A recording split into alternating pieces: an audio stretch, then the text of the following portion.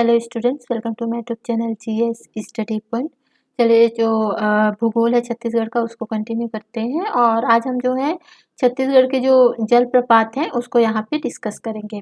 इससे पहले भी हमने जो है अपवाह तंत्र को देखा था, प्राकृतिक विभाजन को देख लिया, छत्तीसगढ़ के भौगोलिक विभाजन को देख लिया है। साथ ही साथ जो है जो संभाग है, सारे संभाग को हमने एक एक करके डिस्कस भी कर लिया है। अगर आपने इससे पहले के वीडियो को नहीं देखे हैं तो आप चैनल के प्लेलिस्ट पे जाइएगा और वहाँ पे जो है आपको दिखेगा छत्तीसगढ़ स्पेशल। ठीक है, छत्तीसगढ़ स्पेशल करके प्लेलिस्ट बना होगा, वहाँ से जो आप इससे पहले के सारे वीडियो को देख सकते हैं। तो चलिए देखते हैं। पहले हम जो है एक बार इसको मैप से देखेंगे, उसके बाद मैंने चार्ट बनाया है, फिर हम चार्ट में देखेंगे कि वहाँ पे जो है कौन सा जलप्रपात है। ठीक है, तो यहाँ पे मैप से देखते हैं। सबसे पहले हम जो है ये सरगुजा संभाग है, तो सरगुजा संभाग के अंतर्गत कौन कौन से जिले में कौन कौन सा जो है जलप्रपात है उसको देखते हैं। सबसे पहले हम आते हैं कोरिया में।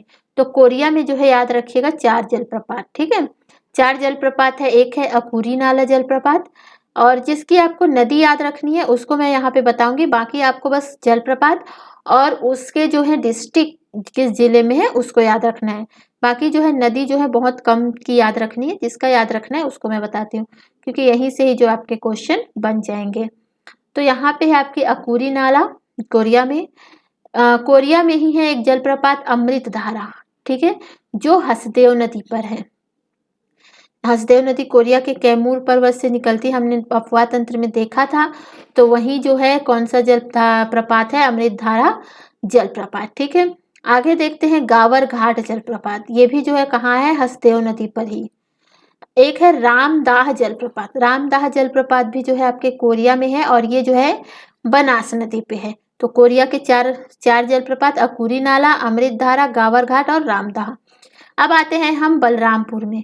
बलरामपुर में 2 आपको याद रखना है, पवई जलप्रपात, ये पवई नदी पर ही है, और कोटली जलप्रपात, ये कन्हार नदी पर है। ठीक है, तो ये 2 को आपको याद रखना है। मेनली जो है आपके कोटली जलप्रपात से क्वेश्चन पूछा जाता है, तो ये कन्हार नदी पर बलरामपुर में है। अब आते हैं हम यहाँ पे सरगुजा में। सरगुजा में आपको 2 जलप्रपात याद रखना है। एक है रक्सगंडा जलप्रपात जो रिहंद नदी पर है, एक है सरबंजा जलप्रपात। ठीक है, तो ये दोनों को आपको याद रखना है। अब आते हैं हम जसपुर में। जसपुर में आपको 3 याद रखना है। सरबंजा याद रखेगा, मांड नदी पर है। ठीक है, और यहाँ पे जसपुर में है खुड़िया रानी जलप्रपात, रानी दहा जलप्रपात और राजपुरी जलप्रपात। बिलासपुर में सिर्फ एक जगह आपको याद रखना है, कोरबा, और कोरबा में है एक जलप्रपात है, केंदई जलप्रपात। ठीक है, आगे देखते हैं आपका 7 देवधारा जलप्रपात। ठीक है, ये जो है आपके कहाँ है, महासमुंद में। आप देखते हैं गोदना जलप्रपात, ये है कहाँ, गरियाबंद में। ठीक है, अब आते हैं हम बस्तर में आते हैं। तो बस्तर संभाग में आते हैं, तो सबसे पहले हम कांकेर जाते हैं। तो कांकेर में जो है 2 जलप्रपात याद रखिएगा। मलाज कुंडम जलप्रपात, ये दूध नदी पर है, आगे हम इसको चार्ट में देखेंगे। और एक आप याद रखिए चर्रे मर्रे जलप्रपात। ठीक है, नारायणपुर में याद रखिएगा खुरसेल जलप्रपात। ठीक है, हमने देखा था खुरसेल घाटी, वहीं जो है आपके खुरसेल जलप्रपात है। अब आते हैं हम बस्तर में। बस्तर में आपको 3 जलप्रपात याद रखना है। एक है चित्रकूट जलप्रपात, एक है आपका तिरहतगढ़ जलप्रपात, और एक है आपका कांगेर धारा जलप्रपात। ठीक है, तो ये जो है आपके इंद्रावती नदी पर है। तिरहतगढ़ जो है आपके मुनगा बहार नदी पर है, और कांगेर धारा जो है कांगेर नदी पर है। ठीक है, यहाँ आते हैं दंतेवाड़ा में। आपको 7 धारा जलप्रपात याद रख, कभी कभी दंतेवाड़ा बीजापुर दोनों मतलब ये बीच में ही है, तो इसको आपको याद रखना है 7 धारा जलप्रपात। लेकिन ये इसकी नदी ज्यादा पूछी जाती है, तो इंद्रावती नदी पर है। ठीक है, गुप्तेश्वर जलप्रपात याद रखिएगा सबरी नदी पर, सुकमा में ही एक और जलप्रपात याद रखिएगा, मलगेर जलप्रपात। चलिए चार्ट से इसको देख लेते हैं। आगे हम जो है नदियों के किनारे जो बसे शहर है उसको भी यहाँ पे डिस्कस करेंगे। तो देखिए स्थान यहाँ पे मैंने चार्ट की तरह बनाया है। ठीक है, जिसमें एक तरफ मैंने स्थान लिखा है कौन सी जिले में है, एक तरफ मैंने यहाँ पे जलप्रपात लिखा है, यहाँ मैंने नदी ली है, और यहाँ अगर उस जल प्रपात से कुछ संबंधित अगर तथ्य अगर हमें याद करने हो जो इम्पोर्टेंट हो तो उसको हम यहाँ पे रख देंगे। तो कोरिया में हमने देखा था अमृत धारा जलप्रपात हसदेव नदी पर, गावरघाट जलप्रपात हसदेव नदी पर, रामदाह बनास पर, और अकुरी नाला। और जो अमृत धारा जलप्रपात है यहीं पे जो है तपसी बाबा का आश्रम है। बलरामपुर देखिए, बलरामपुर में 2 कोटरी और पवई, तो कन्हार नदी पर है और एक पवई नदी पर है, ठीक है। सरगुजा पे 2 जलप्रपात, सरबंजा और रक्सडगंडा। तो सरबंजा जो है मांड नदी पर है, जो टाइगर पॉइंट है सरगुजा में, वहां जो है ये जलप्रपात स्थित है, सरबंजा जलप्रपात। और रक्सगंडा जलप्रपात रिहन नदी पर है, इसको रेन नदी भी कहते हैं। अगर रेन नदी दिया गया तो कंफ्यूज नहीं होना है, ठीक है। जसपुर पर देखते हैं रानीदाह जलप्रपात और खुड़िया रानी जलप्रपात।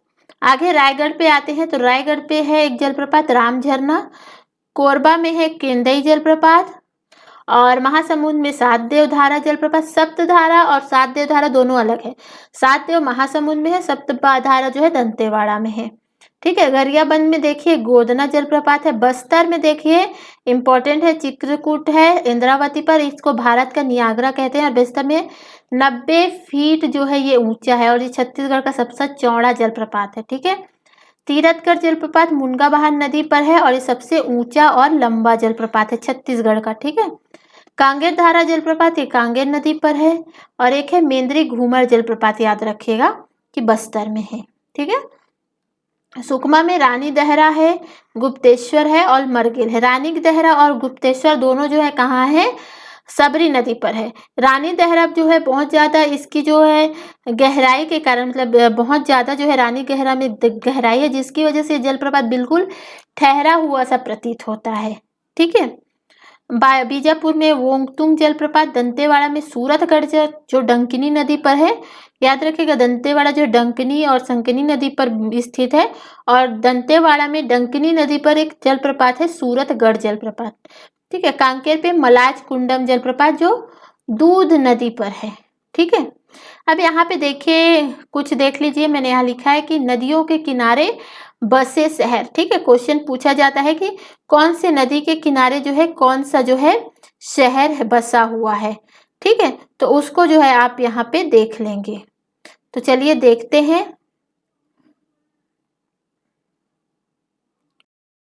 सबसे पहले आते हैं महानदी पर, तो महानदी पर जो है राजिम है, आरंग है, सिरपुर, सिवरी नारायण और चंद्रपुर, ठीक है। तो ये 5 जो शहर हैं वो कहाँ पे है, महानदी के तट पर है, के किनारे बसे हैं। शिवनाथ नदी पर है अंबागढ़ चौकी जो दुर्ग में है, ठीक है। आगे देखते हैं, दुर्ग भी जो है याद रखिएगा, अंबागढ़ चौकी दुर्ग अलग है। दुर्ग को पूछा जाता है कि किस नदी के किनारे स्थित है, तो वो है शिवनाथ नदी। आमनेर नदी देखते हैं, तो ये जो है खैरागढ़ जो है आमनेर नदी पर बसा हुआ है, ठीक है, उसके किनारे पर। इंद्रावती नदी के किनारे जो है जगदलपुर है, बारसूर है और भोपालपट्टनम है।